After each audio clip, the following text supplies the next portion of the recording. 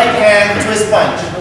Or not just the right hand, because on the last one we're going to end up switching. But we're going to do now the twist punch. So take close range. First one, front foot. Fumikomiyashi. Otoshimi. Hineri goshi. Hip twist. One more time. Stomping step. Body drop. Hip twist. Together. Watch your posture. Don't lean your body into it. Lean forward. Keep nice and straight. 1, 2, 3. Okay? This is close range. Now, just to touch one more time on the range. Range being what? What did we say range was at the beginning of class? With any particular technique, right? Whether it's twist punch, whether it's front kick, twist kick, roundhouse, doesn't matter. How far can I hit with this technique? So in this one here, if I fully extend my body, that's maximum. That's as far as I can extend my punch. So for me to distance myself properly, I have to step so that this punch reaches its maximum extension at the target.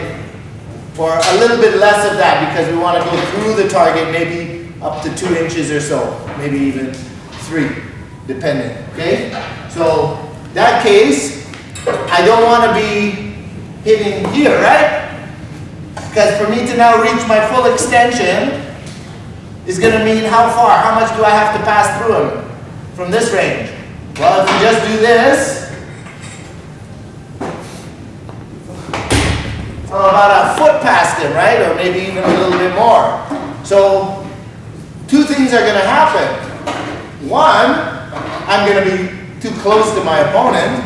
2, I'm going to lose power because my technique doesn't get to reach maximum speed. It doesn't get to reach its full velocity towards the end of it. Right? Remember, a technique doesn't accelerate uniform.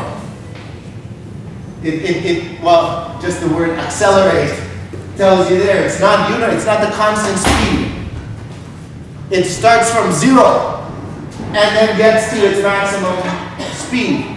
So the more time or distance I have to get it to the target, the more speed I'm going to be able to generate with that technique. So for it to be effective, it's like a whip.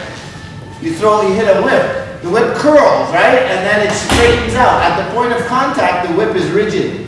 It's long and rigid. So it's the same thing with the technique. You wouldn't want to hit with a whip halfway down the distance of it. It's not going to be effective. You need it to get to its extension. So it's a similar idea with the punch.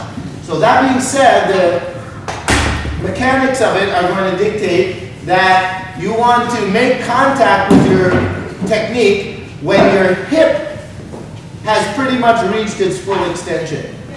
So if we watch the full extension of my hip at the end of my technique, that's my full hip extension, right? Cool. You can see where my hip is pointing here. So anywhere before this, here, I start making contact, and you see how it starts to shorten my technique, right? Now as this hip starts to twist and come forward, what happens to the technique? The technique then goes closer to the target. So the idea is I like to be making contact right as this hip is just about reaching its full extension. It'll give me about maybe an inch or so or 2 inches of distance to straighten my arm to finish my technique and penetrate a couple inches through my target. So once again, be aware of that range, then distance. So first one, close range or close distance. Watch that you don't step too close. That's too close. Can you see that? Everybody see how that's too close? Okay, now better range. So not quite here. All I need is 1, 2.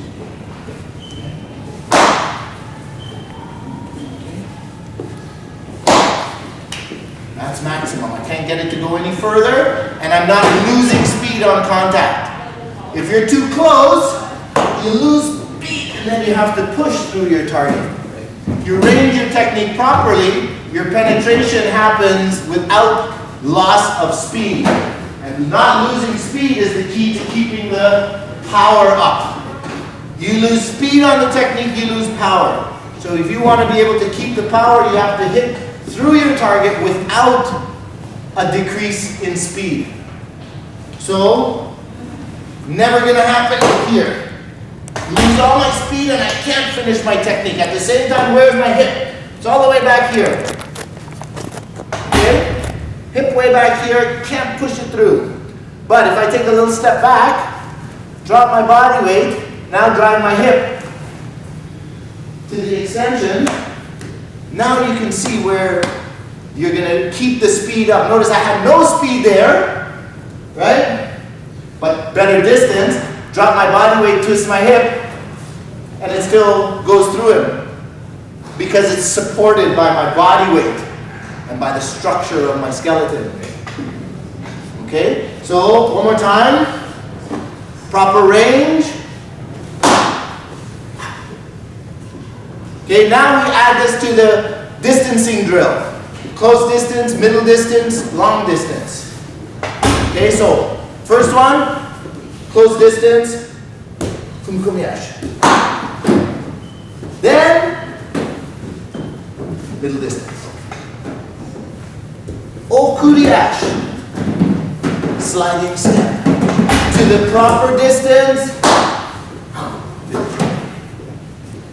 come back to the middle distance, then long range.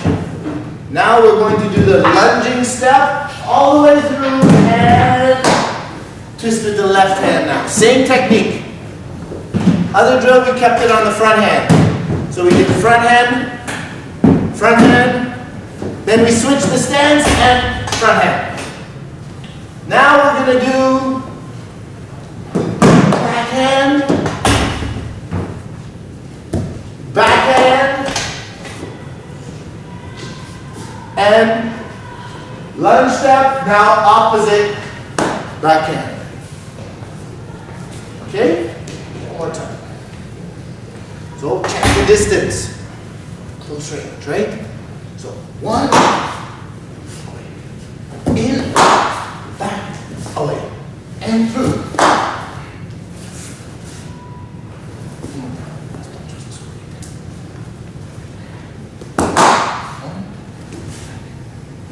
Slide in, back, then in.